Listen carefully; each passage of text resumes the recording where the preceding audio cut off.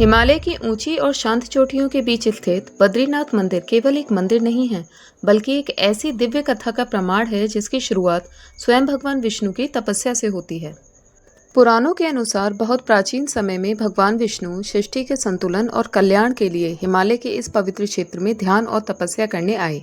लेकिन यह क्षेत्र जितना पवित्र था उतना ही कठोर भी था। यहाँ का मौसम अत्यंत भयानक था। तेज हवाएं, कड़ाके की ठंड और लगातार बर्फबारी। भगवान विष्णु बिना किसी आड़ के इस कठोर वातावरण में ध्यान में स्थिर थे। जब माता लक्ष्मी ने यह देखा कि भगवान विष्णु इतनी कठिन परिस्थितियों में भी तपस्या कर रहे हैं, तो उनका हृदय करुणा से भर गया। वे अपने प्रभु को कष्ट में नहीं देख सकती थी।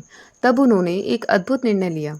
उन्होंने बद्री वृक्ष का रूप धारण लिया और भगवान विष्णु के ऊपर फैलकर एक दिव्य छत्र की तरह उनकी रक्षा करने लगी। उनकी यही निस्वार्थ भक्ति देखकर भगवान विष्णु प्रसन्न हो गए।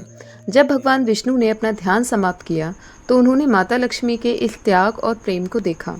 वे अत्यंत प्रसन्न हुए। उन्होंने वरदान दिया कि यह स्थान सदैव पवित्र रहेगा और यहीं वे बद्रीनाथ के रूप में पूजे जाएंगे, अर्थात बद्री वृक्ष के स्वामी के रूप में। समय बीतता गया और यह स्थान देवताओं और ऋषियों की साधना भूमि बन गया, लेकिन बहुत लंबे समय तक यह क्षेत्र प्राकृतिक रूप से अत्यंत दुर्गम और लगभग उपेक्षित अवस्था में रहा। कोई इस स्थान के बारे में जानता भी नहीं था। फिर 8वीं शताब्दी में महान संत और दार्शनिक आदि शंकराचार्य यहाँ आए। उन्होंने इस पवित्र स्थल की दिव्यता को पहचाना और यहाँ भगवान विष्णु की एक प्राचीन मूर्ति को पुनः स्थापित किया।